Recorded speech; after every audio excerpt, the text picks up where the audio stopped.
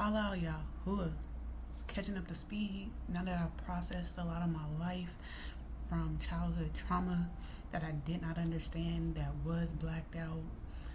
I did not understand all my life. I was a young child, sweet soul, um, kept being brutally beat and sexually assaulted and silenced.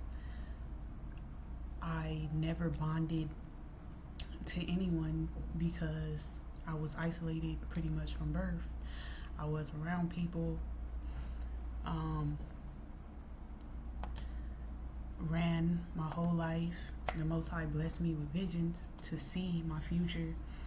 Um, that used to be, questionable. It's no longer questionable because the things already started to happen and come to pass. Um, I had peace within myself before when I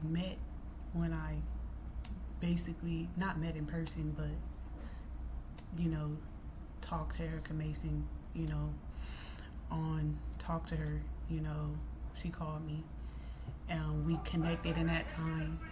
Bruh.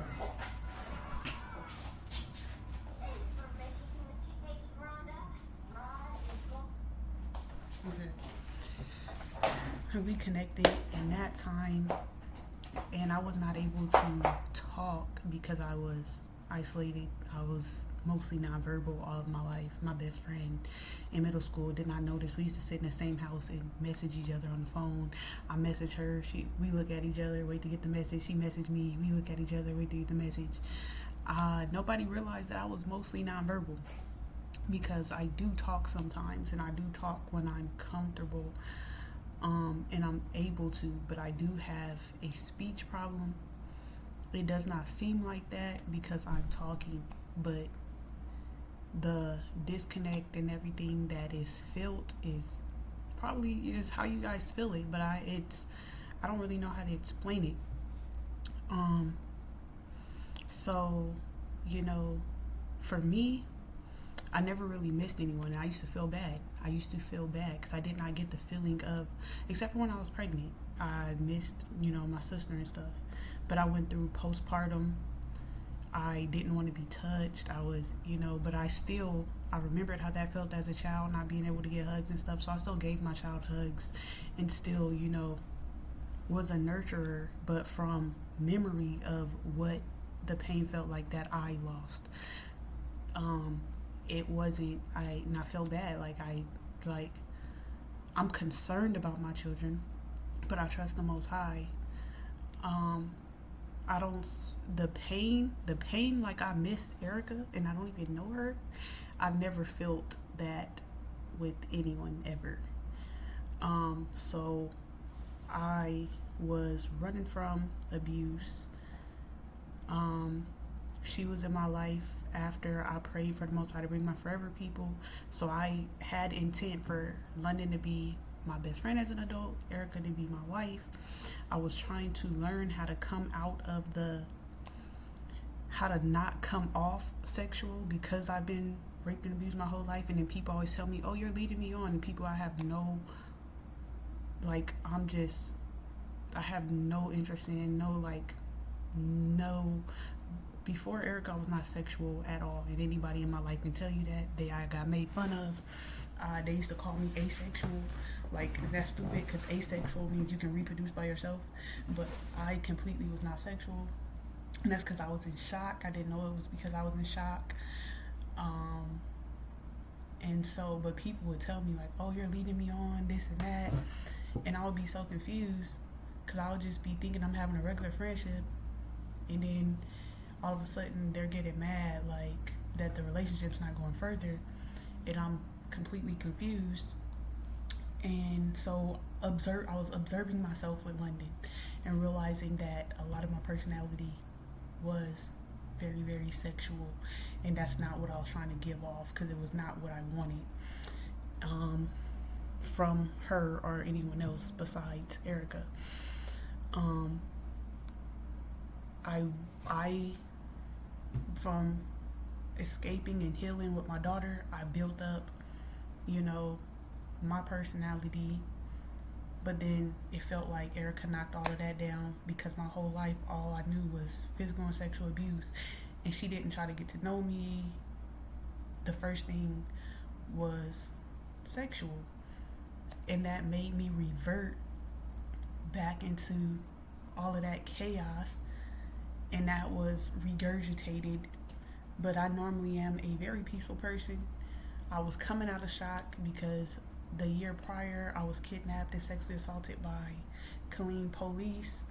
So a lot of regurgitation came out last year as I was coming out of shock and all of that. And I was not able to speak because I was not at this healed point where I am now that I've actively been working on. Because again, my granddad sex trafficked his children and grandchildren, so that means my parents grew up in that. They didn't really understand that, and then they just